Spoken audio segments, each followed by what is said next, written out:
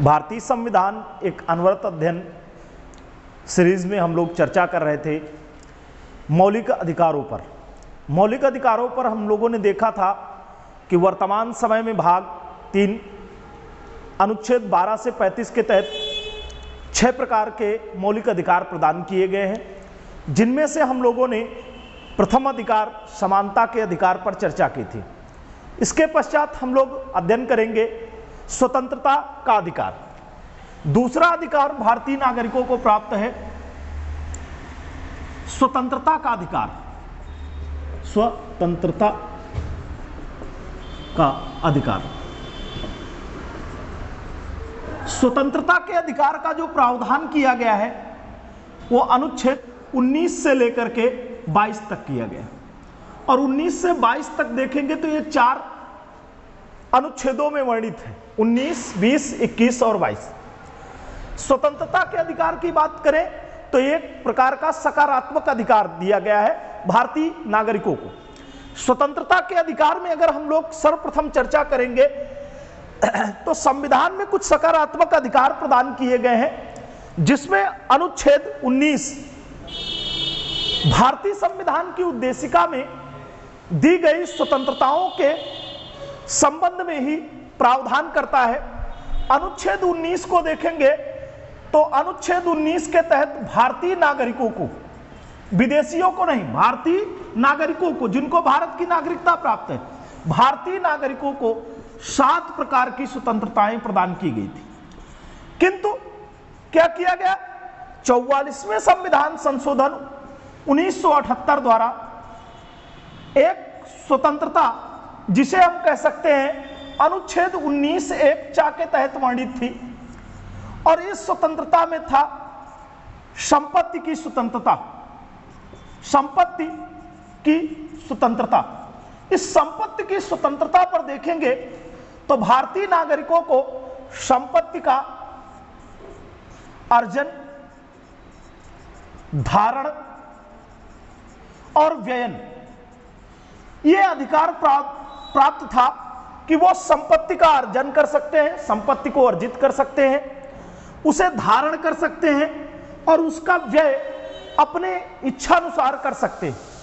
इस संबंध में क्या किया गया, 44वें संविधान संशोधन 1978 द्वारा इस संपत्ति की स्वतंत्रता को समाप्त कर दिया गया। इस कारण वर्तमान समय में अनुच्छेद 19 के तहत भारतीय नागरिकों को 6 प्रकार की स्वतंत्रताएं प्राप्त है।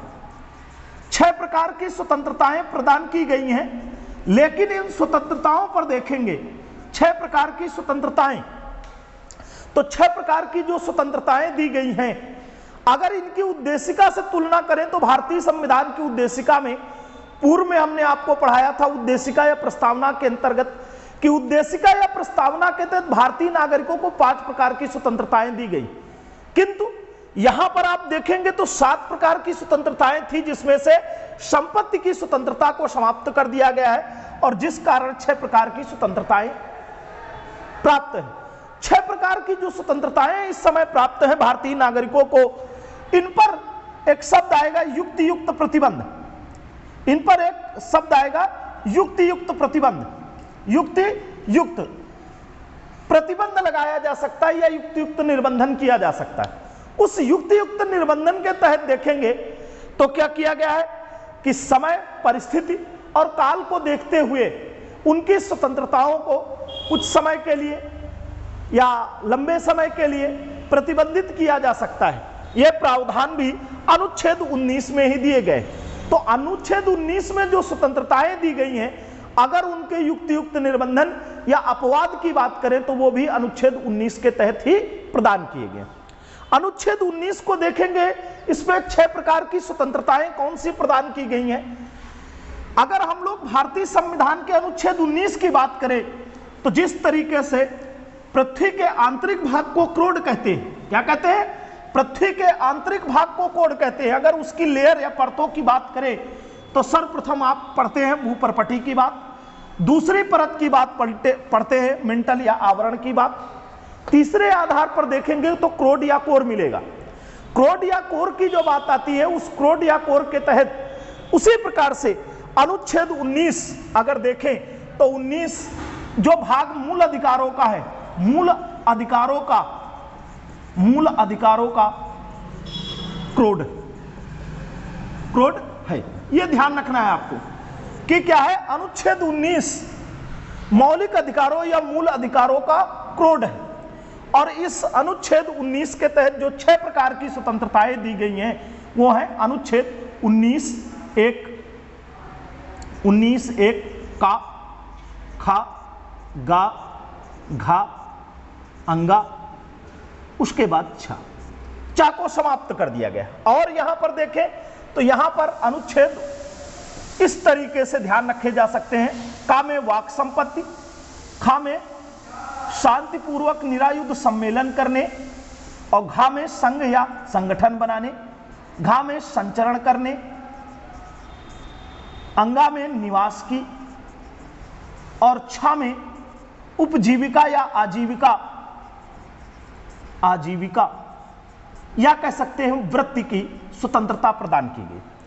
इस पर युक्त निर्बंधन की बात देखें तो अनुच्छेद 19(2) है, अनुच्छेद 19(3) पढ़ेंगे, अनुच्छेद 19(4) पढ़ेंगे, और यहां पर अगर देखेंगे तो अनुच्छेद 19(5) इन दोनों के लिए मिलेगा, और यहां अनुच्छेद 6। अब यहां पर एक एक करके हम लोग देखते चले जाए। अनुच्छेद 19(1) का के तहत क्या प्रावधान किया गया है कि व्यक्तियों की वाक एवं स्वतंत्रता के संबंध में प्रावधान किया गया है। वाक एवं स्वतंत्रता के संबंध में प्रावधान किया गया है कि वाक और स्वतंत्रता जो प्रदान की गई है वो कैसी वाक एवं अभिव्यक्ति की स्वतंत्रता। तो वाक एवं अभिव्यक्ति की स्वतंत्रता के अंतर्गत आपको अभिव्यक्ति का अधिकार है।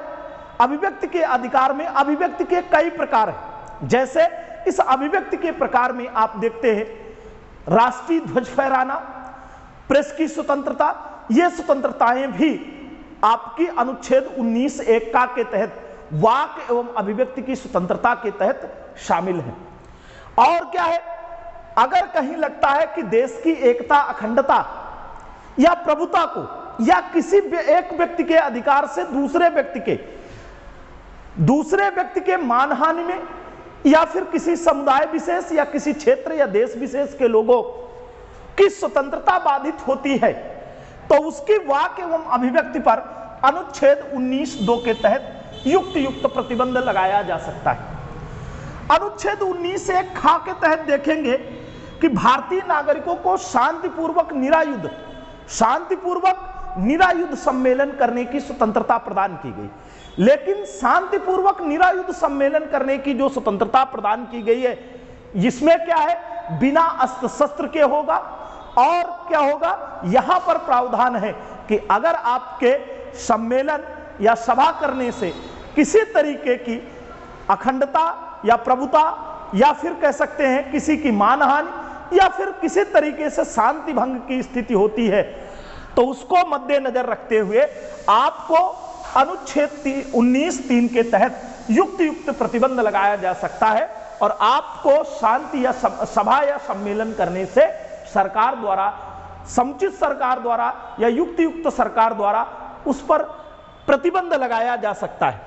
अनुच्छेद 19(1) गा के तहत संघ या संगम बनाने की स्वतंत्रता प्रदान की गई कि आप संघ या संगम बना सकते हैं, लेकिन आपका संगठन, आपका संघ किसी तरीके से देश हित के अगर अगेंस्ट होगा, व्यक्ति हित के अगेंस्ट होगा, तब उस पर युक्त प्रतिबंध अनुच्छेद 19(1)(4) के तहत लगाया जा सकता है। अनुच्छेद 19(4) के तहत लगाया जा सकता है। अब क्या देखेंगे, अनुच्छेद 19(1) घ में संचरण की स्वतंत्रता दी गई। आपको इस देश में कहीं पर भी आबाद रूप से आने जाने से नहीं रोका जाएगा। घूमने की आजादी कह सकते हैं, इस देश में आप कहीं पर भी आ जा सकते हैं, घूम सकते हैं। इस संबंध में आपको स्वतंत्रता प्रदान की गई है अनुच्छेद 19(1) घ के तहत। लेकिन उस पर भी युक्त प्रतिबंध लगाने का प्रावधान किसमें किया गया है, अनुच्छेद 19(5) में। 19(5) के तहत ये युक्त प्रतिबंध लगाए जा सकते हैं। अब इसके पश्चात अगर देखेंगे अनुच्छेद 19(6) के तहत आजीविका या वृत्ति का प्रावधान दिया गया है। अनुच्छेद 19(1)(6) के तहत जो वृत्ति या आजीविका का प्रावधान दिया गया है, इस पर क्या कर सकते हैं, आप अपने तरीके से आप अपनी जीविका संचालित करने के लिए किसी भी तरीके का विधि व्यापार, व्यवसाय या कारोबार कर सकते हैं। इसमें क्या दिया गया, इसके तहत आपको ऐसी वृत्तियां अपनाने की छूट दी गई। किंतु यदि अगर आपकी वृत्ति ऐसी होती है जिससे देश, समाज या समुदाय या किसी को नुकसान हो सकता है, तो आपकी आजीविका या वृत्ति पर अनुच्छेद 19(1) के तहत युक्त प्रतिबंध लगाया जा सकता है। जैसे कि यहां पर आपको एक बात और ध्यान रखनी है, यहां पर आजकल जैसे हम ही लोग अध्ययन कर रहे हैं तो बहुत सारी शिक्षण संस्थाएं खुल गई, और ये शिक्षण संस्थाएं एक तरीके से व्यावसायिक शिक्षण संस्थाएं, और इन अगर व्यावसायिक शिक्षण संस्थाओं के विषय में बात करें, व्यावसायिक संस्थाएं और इन व्यावसायिक संस्थाओं को खोलने का अधिकार, व्यावसायिक संस्थाओं को खोलने का अधिकार, एक तो सरकार द्वारा बहुत सारी शिक्षण संस्थाएं खोली जाती हैं, और दूसरा आप ध्यान रख सकते हैं कि व्यावसायिक शिक्षण संस्थाएं खोलना प्रत्येक व्यक्ति का फंडामेंटल राइट है, प्रत्येक व्यक्ति यहां खोल सकता है। अगर इसी अनुच्छेद 19(1)(6) के साथ तुलना करें, आप क्या करें, अनुच्छेद 19(1)(6) के तहत सभी व्यक्तियों को शिक्षण संस्थाएं खोलने का अधिकार है या किसी तरीके का विधि व्यवसाय करने का अधिकार है। किंतु अगर आप अनुच्छेद 30 को देखेंगे तो 30 में प्रावधान क्या किया गया है, अनुच्छेद 30 के तहत अल्पसंख्यकों को शिक्षण संबंधी संस्थाएं या शिक्षण संस्थाएं खोलने का प्रावधान दिया गया है। वहां अल्पसंख्यकों के लिए विशेषाधिकार प्रदान किया गया है, लेकिन यहां सभी नागरिकों के लिए प्रावधान किया गया है कि किसी तरीके का कारोबार कर सकते हैं, यहां तक कि सभी व्यक्तियों को शिक्षण संस्थाएं खोलने का अधिकार अनुच्छेद 19(1)(6) के तहत है, और अनुच्छेद 30 के तहत अल्पसंख्यकों को शिक्षण संस्थाएं खोलने का प्रावधान किया गया। अब अनुच्छेद 19 के तहत देखेंगे क्या किया गया, एक 97वां कॉन्स्टिट्यूशन अमेंडमेंट, 97वां संविधान संशोधन 2011 की बात देखेंगे, 97वां संविधान संशोधन 2011 की बात देखेंगे, जिसमें अनुच्छेद 19(1)(ग) के तहत क्या कहा गया कि किसी को भी सहकारी समितियां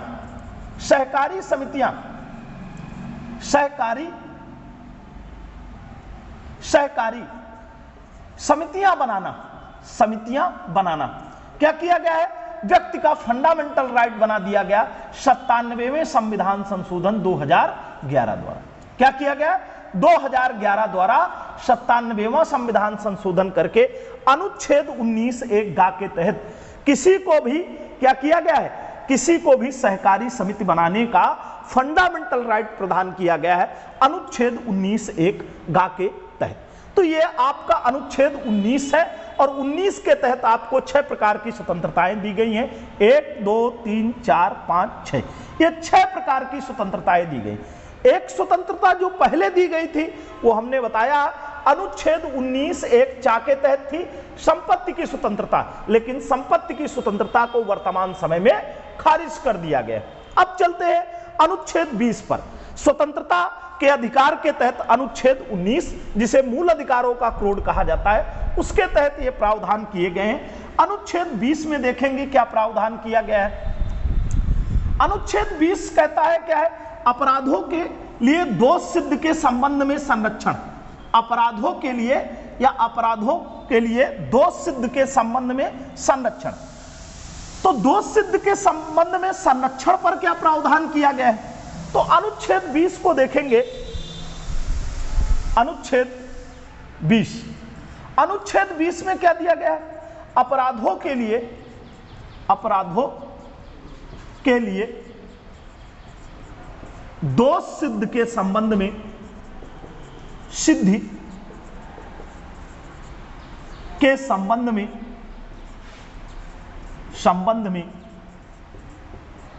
संरक्षण। अब ये दोष सिद्ध के संबंध में संरक्षण का क्या प्रावधान है कि यदि किसी व्यक्ति को अपराधी माना जा रहा है तो उसे क्या है, अपने अपराध से या अपने आप को बरी कराने के लिए उसे 3 प्रकार की स्वतंत्रताएं प्रदान की गई, 1 2 और 3। अनुच्छेद 20(1), 20(2), 20(3) में अनुच्छेद 20(1) क्या कहता है? क्या कहता है? कार्योत्तर विधियों से संरक्षण। कार्योत्तर विधियों से संरक्षण, विधियों से संरक्षण, संरक्षण। और अनुच्छेद 20(2) क्या कहता है? दोहरे दंड से संरक्षण, दोहरे दंड से संरक्षण। और अनुच्छेद 20(3) क्या कहता है? आत्म अभिशंसन, अभिशंसन से संरक्षण। अब यहां पर आपको ध्यान रखना है, अनुच्छेद 20 क्या कहता है? 20 क्या कहता है? अपराधों के लिए दोष सिद्ध के संबंध में संरक्षण। कैसा संरक्षण है? कार्योत्तर विधियों से संरक्षण। इसका तात्पर्य यह लिखा जाता है, इसका तात्पर्य यह होता है कार्योत्तर विधियों से संरक्षण। यहां पर देखेंगे तो जब क्या है कि अनुच्छेद 20(1) के तहत अगर देखें विधान मंडलों को दो प्रकार के, यहां पर एक भूतलक्षी और भविष्यलक्षी, भविष्यलक्षी कानून बनाने का अधिकार है या विधि बनाने का अधिकार है, कानून बनाने का अधिकार है। लेकिन यहां पर जो बात कही जा रही अनुच्छेद 20(1) के तहत कि विधानमंडल भूतलक्षी और भविष्यलक्षी। भूतलक्षी का मतलब होता है कि जब कार्य किया जा रहा है, जब कार्य किया जा रहा है उस समय के पूर्व उस प्रावधान को लागू कर दिया जाए, तो उस समय के पूर्व से ऐसा कानून बनाया जा सकता है जो उस समय, जिस समय पारित किया गया है उसके पूर्व से लागू किया जा सकता है, ऐसा प्रावधान कर सकती है। और ऐसा भी कानून निर्माण कर सकती है जो कानून निर्मित करने के कुछ समय पश्चात या साल 2 साल बाद, जितना वो समय चाहे, भविष्य में उसे लागू करने का प्रावधान कर सकती है कि भविष्य में फला तिथि से, फला मंथ से वो कानून लागू किया जाएगा। यहां पर तकनीकी बात क्या है? यहां पर ध्यान रखना है कि विधानमंडल को दोनों प्रकार के कानून बनाने का प्रावधान है, लेकिन भूतलक्षी कानून बना करके वो किसी कार्य के लिए आपको दंड का प्रावधान नहीं कर सकती। किसका? दंड का प्रावधान नहीं कर सकती। जैसे आपने देखा होगा कि 8 नवंबर 2016 को नोटबंदी की गई। नोटबंदी करने के समय यह प्रावधान कहा जाएगा, आप सुनेंगे कि स्थिति के पश्चात 500 रुपए और 1000 रुपए का नोट क्या है? वैध नहीं माना जाए। और क्या है? इसके बाद फिर एक तिथि दी जाएगी कि इसके पश्चात अगर ये नोटें किसी व्यक्ति के पास पाई जाती हैं तो क्या है? उसे दोषी माना जाएगा, अपराधी माना जाएगा। किंतु यह प्रावधान नहीं किया गया कि पूर्व में जिनके पास ये नोटें थी उनको दंडित किया जाएगा। तो ध्यान रखेंगे अनुच्छेद 20(1) ये कहता है कार्योत्तर विधियों से संरक्षण। जिस समय आप कार्य कर रहे हैं, अगर उस समय वो कार्य विधि के अनुसार अपराध है तब तो आपको दंडित किया जा सकता है, वरना कोई नया कानून बना करके आपको पूर्व में किए गए कार्य, भूत में किए गए कार्य, पिछले कार्यों के लिए आपको दंडित नहीं किया जा सकता है। यह तात्पर्य होता है कार्योत्तर विधियों से संरक्षण। दूसरा प्रावधान है दोहरे दंड से संरक्षण। किसी व्यक्ति को एक अपराध के लिए एक बार दंडित किया जा सकता है, बार बार दंडित किए जाने का प्रावधान नहीं है। तीसरे में देखेंगे आत्म अभिशंसन से संरक्षण। किसी व्यक्ति को स्वयं के विरुद्ध गवाही देने के लिए, स्वयं के विरुद्ध साक्ष्य उपलब्ध कराने के लिए बाध्य नहीं किया जा सकता है। यह प्रावधान किसमें कहता है? अनुच्छेद 20 कहता है। तो यह आपको ध्यान रखेंगे कि 3 प्रावधान 20(1), 20(2) और 20(3) यह प्रावधान अनुच्छेद 20 के तहत किए गए। अब इसके पश्चात हम लोग भारतीय संविधान के अनुच्छेद 21 पर चर्चा करें, और वो भी भारतीय संविधान के तहत स्वतंत्रता के अधिकार का एक अभिन्न अंग है। और उस अभिन्न अंग पर चलते हैं तो अनुच्छेद 21 क्या कहता है? तो अनुच्छेद 21 को देखेंगे और फिर उसके पश्चात अनुच्छेद 22 अनुच्छेद 21 का पूरक है। अनुच्छेद 22 अनुच्छेद 21 का पूरक है। यहां पर आप अगर देखेंगे तो अनुच्छेद 21 क्या कहता है, अनुच्छेद 21 क्या कहता है, तो अनुच्छेद 21 में प्रावधान किया गया है प्राण एवं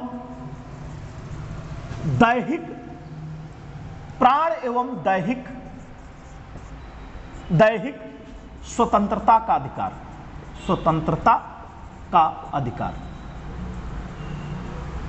अब प्राण एवं दैहिक स्वतंत्रता का, प्राण का मतलब आप अपने प्राणों की और दैहिक का मतलब आप अपने शरीर की स्वतंत्रता का अधिकार है। आपके प्राण और दैहिक स्वतंत्रता को विधि द्वारा स्थापित प्रक्रिया, विधि द्वारा स्थापित प्रक्रिया से ही वंचित किया जाएगा, वंचित किया जा सकता है, अन्यथा नहीं, अन्यथा नहीं।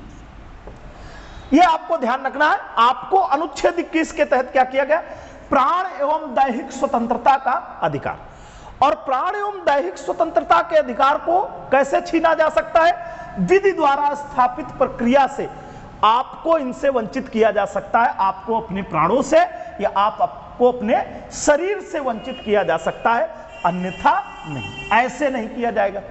इसका तात्पर्य निकलता है कि यदि आपने कोई जघन्य अपराध किया है, जिस अपराध के लिए कानून में सजा यह है कि आपके प्राण लिए जाए, आपको फांसी की सजा दी जाए, या आपके शरीर को नुकसान पहुंचाया जाए, यातनाएं दी जाए, वो प्रावधान अगर दिए गए हैं, या आपको गिरफ्तारी दी जाए, तो ये प्रावधान अगर उस कानून के अनुसार है तब तो आपको अपने प्राण और शरीर से वंचित किया जा सकता है, अन्यथा आपको वंचित नहीं किया जा सकता।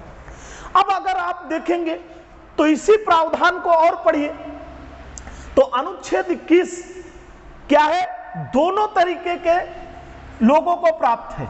एक देश में दो प्रकार के नागरिक, एक नागरिक होते हैं, नागरिक का मतलब उस देश की नागरिकता प्राप्त जिसको, और दूसरे विदेशी। अनुच्छेद 21 भारतीय नागरिकों को भी प्राप्त है और विदेशियों को भी प्राप्त है। अर्थात एक लाइन में कहा जा सकता है कि अनुच्छेद 21 निवासियों, सभी निवासियों पर या भारतीय भूभाग, भारतीय भूमि पर रहने वाले प्रत्येक नागरिक को अनुच्छेद 21 के तहत स्वतंत्रता प्राप्त है, अब वो चाहे नागरिक हो चाहे विदेशी हो। एक बात ये ध्यान रखना है। दूसरी बात ये ध्यान रखना है कि अनुच्छेद 21 जो है ये दोनों के विरुद्ध प्राप्त है। किसके? कार्यपालिका के विरुद्ध भी है, कार्यपालिका के विरुद्ध, और यह प्रावधान विधायिका के भी विरुद्ध, विधायिका के भी विरुद्ध। अब कैसे? तो आपको अपने प्राणों से रक्षा करने का अधिकार कार्यपालिका के विरुद्ध भी है। कार्यपालिका भी आपके प्राणों और आपके शरीर को नुकसान नहीं पहुंचा सकती, और विधायिका विधान बना करके भी आपके प्राण एवं दैहिक स्वतंत्रता से वंचित नहीं कर सकती। आपको यह प्रावधान दोनों के खिलाफ प्राप्त है। किसके? कार्यपालिका के विरुद्ध भी प्राप्त है और विधायिका के विरुद्ध भी प्राप्त है। और किसको प्राप्त है? तो नागरिकों को भी प्राप्त है और विदेशियों को भी प्राप्त है। अब अनुच्छेद 21 को देखेंगे तो अनुच्छेद 21 के लिए एक प्रावधान या एक बात कही जा सकती है कि भारत के प्रत्येक निवासी को या भारत के प्रत्येक नागरिक को भारत में गरिमामय जीवन जीने का अधिकार देता है। कैसा? अनुच्छेद 21 किसी को गरिमामय जीवन का अधिकार प्रदान करता है, जीवन का अधिकार प्रदान करता है। अब इस अधिकार को देखेंगे अनुच्छेद 1950 से लेकर के अब तक इस पर चर्चा होते और बहस होते होते जो भी आपके शरीर के लिए आवश्यक है, स्वच्छ जल का अधिकार अनुच्छेद 21 के तहत, स्वच्छ पर्यावरण का अधिकार अनुच्छेद 21 के तहत, एकांतता या राइट टू प्राइवेसी का अधिकार अनुच्छेद 21 के तहत, निशुल्क विधिक सहायता का अधिकार अनुच्छेद 21 के तहत, निशुल्क चिकित्सीय सहायता का अधिकार अनुच्छेद 21 के तहत, आश्रय का अधिकार अनुच्छेद 21 के तहत, निशुल्क खाद्य सामग्री प्राप्त करने का अधिकार अनुच्छेद 21 के तहत। तो अनुच्छेद 21 वो है जो आपके जीवन के लिए मूलभूत आवश्यकताएं या मूलभूत रूप से आवश्यक चीजें हैं उन्हें प्राप्त करने का अधिकार आपको अनुच्छेद 21 के तहत है। और अनुच्छेद 21 की विस्तार या विशालता को देखते हुए इसे जीवन जीने का अधिकार कहा जाता है। जीवन जीने का अधिकार, जीने का अधिकार। अब आपसे उल्टा यह प्रश्न पूछा जाएगा कि जीवन जीने का अधिकार किस अनुच्छेद को कहते हैं, तो आपको ध्यान रखना है अनुच्छेद 21 को जीवन जीने का अधिकार कहा जाता है। अब जीवन जीने के लिए जो कुछ भी अपरिहार्य या अनिवार्य या आवश्यक है कि आपके गरिमा में जीवन के लिए आवश्यक है, वो आप अनुच्छेद 21 के तहत प्राप्त करेंगे। आप इसको देखेंगे, बीच में अभी कुछ समय में न्यायपालिका में चर्चा या बहस का विषय रहा राइट टू प्राइवेसी, एकांतता का अधिकार अनुच्छेद 21 के तहत ही प्रावधानित। एक और अब अधिकार देखेंगे, इस पर भी डिबेट है सुप्रीम कोर्ट का, यहीं पर हम लोग थोड़ी सी चर्चा उस पर भी करेंगे। एक मामला आया था ऑनर किलिंग का। ऑनर किलिंग का तात्पर्य है कि बहुत सारे लोग अपने झूठे स्वाभिमान और सम्मान के लिए अपने बच्चों को, वो लड़के या लड़कियां हो सकती हैं, जब उनकी इंटर कास्ट शादी होती है तो उनकी क्या करते हैं, हत्याएं कर देते हैं। और उन हत्याओं का बढ़ता जुल्म देख करके सुप्रीम कोर्ट ने आदेश दिया था कि अनुच्छेद 21 के तहत ही अपने मनपसंद वर चुनने का अधिकार, अपने मनपसंद वर चुनने का अधिकार अनुच्छेद 21 के तहत किसको, प्रत्येक नागरिक को प्राप्त है। अब यहां पर आप देखेंगे सुप्रीम कोर्ट को यह आदेश देना पड़ा इसलिए क्योंकि ऑनर किलिंग के मुद्दे बहुत सारे चल रहे थे। अब एक चीज और ध्यान रखिएगा कि विवाह जैसे आप प्राचीन काल में सभ्यता या प्राचीन काल में आप इतिहास पढ़ते हैं, प्राचीन कालीन इतिहास में आपको यह बताया जाता है कि प्रत्येक व्यक्ति के 16 संस्कार हैं और उन 16 संस्कारों में 15वां संस्कार विवाह संस्कार है। तो उस विवाह संस्कार को आज की डेट में ध्यान रखना है कि विवाह जो उस समय संस्कार है आज की डेट में आपका फंडामेंटल राइट है, मौलिक अधिकार है। तो विवाह का मौलिक अधिकार किस अनुच्छेद के तहत प्रावधानित है, तो अनुच्छेद 21 के तहत विवाह का अधिकार एक फंडामेंटल राइट है। और इसमें भी एक प्रावधान किया गया है कि क्या है, अपने मनपसंद वर चुनने का अधिकार। अर्थात क्या है, लड़के और लड़कियां अपने मनपसंद व्यक्तियों से हिंदुस्तान में शादी कर सकती हैं, यह अनुच्छेद 21 में प्रावधान किया गया। और इसको यूपीएससी ने उसी समय पूछा था जब ऑनर किलिंग के बहुत सारे मुद्दे चल रहे थे और उन ऑनर किलिंग के मुद्दों के कारण अनेक लोगों की हत्याएं, अनेक बच्चों की हत्याएं उनके मां बाप ने कर दी थी, उनके घर परिवार के लोगों ने कर दिया था। इस वजह से इसी के तहत सुप्रीम कोर्ट को डिफाइन करना पड़ा। अभी कुछ समय आप देखेंगे, पहले दया मृत्यु या यूथेनेसिया की चर्चा हो रही थी। उस दया मृत्यु या यूथेनेसिया पर अगर देखेंगे तो यहां पर क्या प्रावधान है, यहां पर यूथेनेसिया के संबंध में भी प्रावधान है कि आपको गरिमा में जीवन जीने का अधिकार प्राप्त है, तो आपको गरिमा में मृत्यु का भी अधिकार प्राप्त है। पहले आप देखेंगे तो यह माना जाता था कि अनुच्छेद 21 के तहत जीवन जीने का अधिकार तो प्राप्त है लेकिन मृत्यु का अधिकार प्राप्त नहीं है।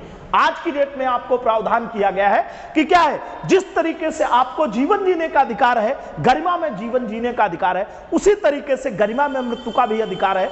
अर्थात सकारात्मक यूथेनेसिया या क्या कह सकते हैं, सकारात्मक दया मृत्यु या इच्छा मृत्यु का प्रावधान इसके तहत किया गया है कि यदि किसी व्यक्ति को लाइलाज बीमारी हो जाती है, उसमें कंडीशन या शर्तें दी गई, तो लाइलाज बीमारी हो जाती है या कोई ऐसी अवस्था में है जिसका इलाज नहीं हो सकता और वो क्या है, वेदना या पीड़ा से अतिशय रूप से प्रताड़ित है, पीड़ित है, तो उस पीड़ित को अपने गरिमा में मृत्यु का अधिकार भी अनुच्छेद 21 के तहत सुप्रीम कोर्ट द्वारा डिफाइन कर दिया गया है। तो ये ध्यान रखेंगे, जीवन जीने का अधिकार भी प्राप्त है तो गरिमा में मृत्यु का अधिकार भी किसके, अनुच्छेद 21 के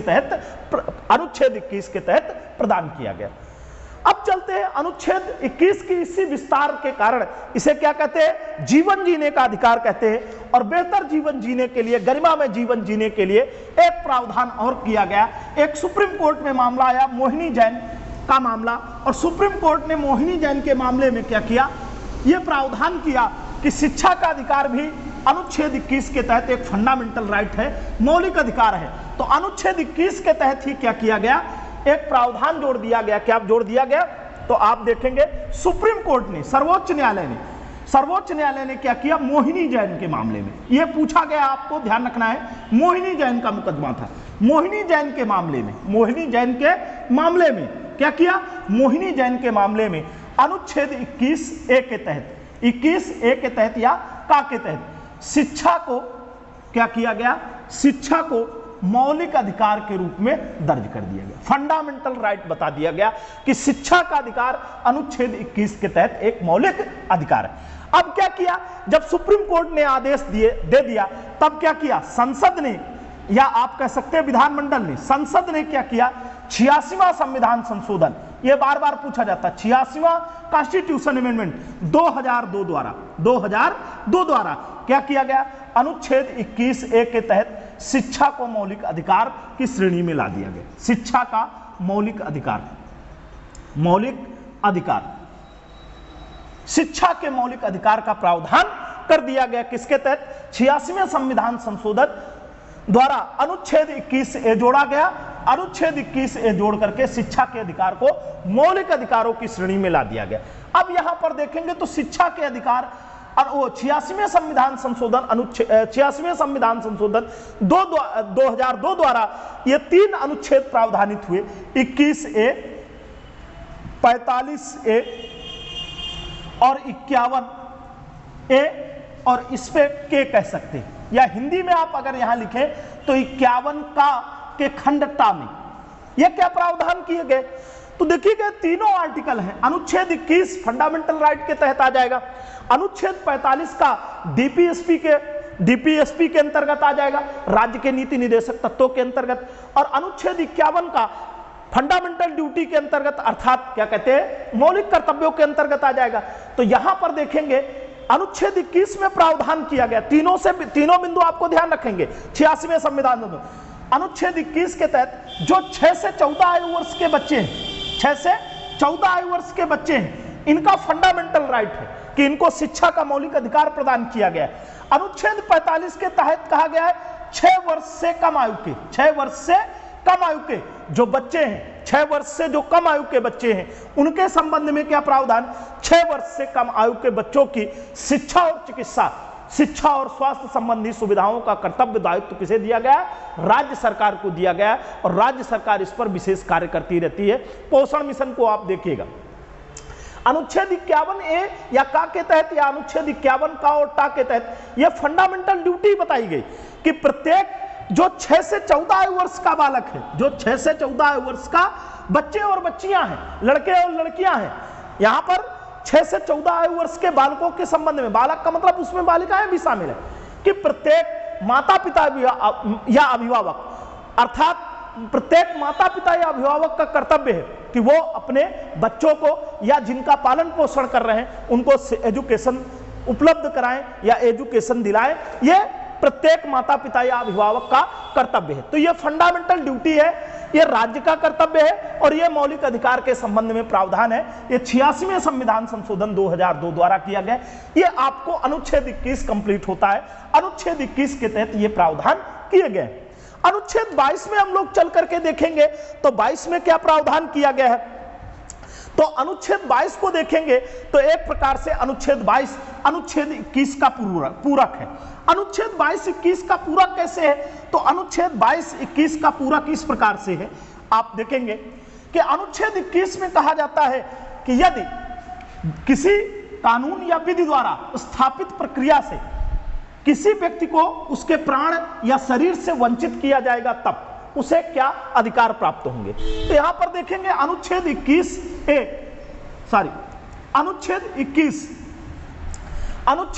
के तहत जब प्रावधान है कि किसी व्यक्ति को विधि द्वारा स्थापित प्रक्रिया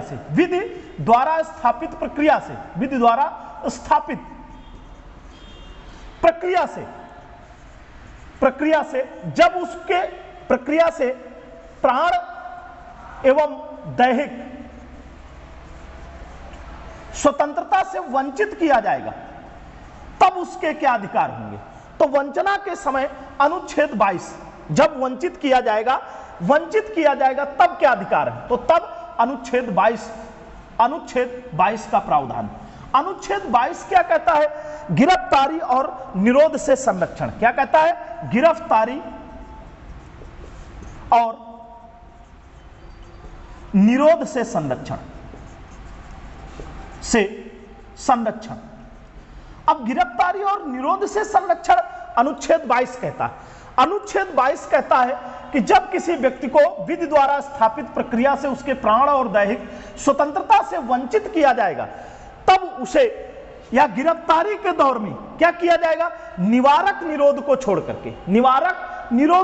करके क्या किया जाएगा? निवारक निरोध के मामलों को छोड़ करके उसे 3 प्रकार की आजादी प्रदान की जाएगी, 3 प्रकार की स्वतंत्रताएं प्रदान की जाएंगी अनुच्छेद 22 के तहत।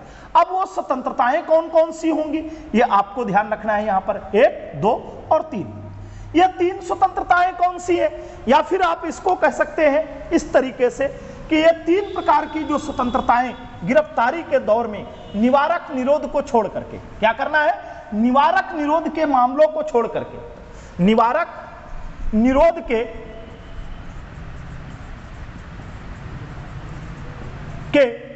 मामलों को छोड़ करके के अलावा जब किसी व्यक्ति को गिरफ्तार किया जाएगा तो गिरफ्तार व्यक्ति को 3 प्रकार की स्वतंत्रताएं प्रदान की जाएंगी। व्यक्ति को 3 प्रकार की स्वतंत्रताएं प्रदान की जाएंगी। अब कौन कौन सी? नंबर 1, प्रथम दृष्टया गिरफ्तार व्यक्ति को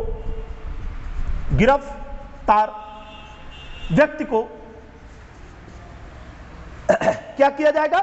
गिरफ्तार व्यक्ति को कारण बताया जाएगा कि किस कारण से उसकी गिरफ्तारी की गई, गिरफ्तारी का कारण बताया जाएगा। नंबर 2 क्या किया जाएगा? उसे अपनी रुचि के विधि व्यवसायी या कह सकते हैं आप विधि व्यवसायी या क्या कह सकते हैं अधिवक्ता से परामर्श करने का प्रावधान दिया गया कि वो अपने रुचि के, अपनी पसंद के अधिवक्ता से परामर्श कर सकता है। और तीसरी कंडीशन क्या दी गई है? तीसरा उसे स्वतंत्रता प्राप्त है कि 24 घंटे के अंदर अब यह ध्यान रखना है, जो 24 घंटे का टाइम दिया गया है, आने जाने के समय को छोड़ करके दिया गया है कि 24 घंटे के अंदर उसे निकटतम मजिस्ट्रेट